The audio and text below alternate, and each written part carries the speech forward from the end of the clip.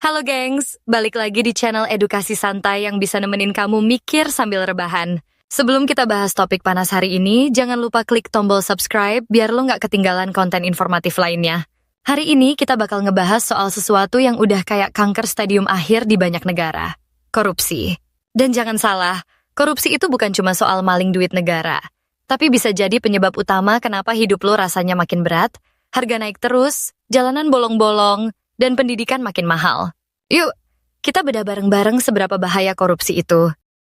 Jadi gini bro, korupsi itu intinya adalah penyalahgunaan kekuasaan buat keuntungan pribadi, bisa dalam bentuk nyolong anggaran, suap, manipulasi proyek, sampai jual beli jabatan. Di atas kertas, semua itu emang kelihatan kayak urusan elit doang. Tapi dalam realita, efeknya ngehantam semua level masyarakat. Dan kalau udah parah, bisa bikin negara jatuh ke lubang krisis ekonomi, sosial, bahkan politik. Ngeri kan? Korupsi itu bukan cuma bikin negara rugi duit doang, tapi juga bikin masyarakat kehilangan harapan. Bayangin, lo bayar pajak tapi duitnya dikorup. Jalan gak dibenerin, fasilitas publik hancur, rumah sakit bobrok, guru dan tenaga medis digaji murah. Lo bisa kerja keras seumur hidup tapi tetap miskin karena sistem udah dirusak dari dalam. Dan yang paling parah, korupsi itu nular. Sekali dibiarkan, dia bakal menjalar ke semua lini.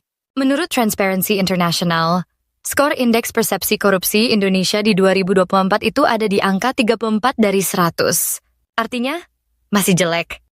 Ini bukan cuma angka doang, tapi indikator betapa sistem pemerintahan kita masih bocor sana-sini. Duit negara bocor, proyek molor, dan rakyat melongo. Coba bandingin sama negara kayak Denmark atau Finlandia yang punya skor CPI di atas 85. Mereka punya sistem yang transparan, pejabatnya nggak gampang disuap, dan masyarakatnya melek hukum. Gaji PNS tinggi, proses tender proyek bersih, dan semua pengeluaran bisa dilihat publik. Hasilnya? Negara maju, pendapatan rata-rata tinggi, dan rakyat hidup nyaman. Kuncinya satu, no kompromi sama korupsi. Tapi korupsi bukan cuma soal uang. Ini juga soal keadilan. Di negara yang korupsi, yang miskin makin miskin, dan yang kaya makin kebal hukum.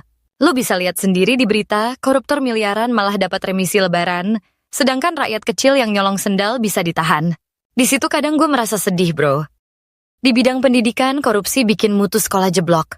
Dana BOS disunat, pembangunan sekolah mandek, buku nggak nyampe, guru digaji rendah. Gimana generasi muda bisa pinter kalau sistemnya korup dari atas sampai bawah? Padahal pendidikan itu kunci masa depan. Tapi sayangnya masa depannya udah digadaikan buat beli mobil mewah dan jam tangan mahal. Dampak korupsi juga kerasa banget di sektor kesehatan. Alat kesehatan bisa di-markup berkali-kali lipat, proyek rumah sakit mangkrak, obat telat datang, dan pasien jadi korban. Lo sakit, negara malah bikin tambah sakit. Yang kaya bisa ke rumah sakit elit, yang miskin, ya, sabar ya. Ekonomi juga babak belur. Investor ogah masuk ke negara yang korup karena sistemnya nggak bisa dipercaya. Kalau mau buka usaha aja harus nyogok sana-sini, siapa yang mau betah? Akhirnya pengangguran tinggi, harga naik, dan daya beli masyarakat jeblok.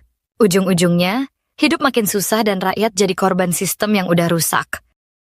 Yang paling ngeri, korupsi bisa bikin orang nggak percaya lagi sama negara. Kalau pemerintah dan pejabatnya doyan korup, rakyat jadi apatis, malas ikut pemilu, dan akhirnya demokrasi jadi formalitas. Demokrasi tanpa kepercayaan itu kayak nasi goreng tanpa nasi, nggak ada gunanya. Ini bahaya banget. Di Indonesia sendiri sebenarnya udah banyak upaya. Kayak e-budgeting, sistem e-katalog LKPP, dan KPK yang sempat jadi harapan.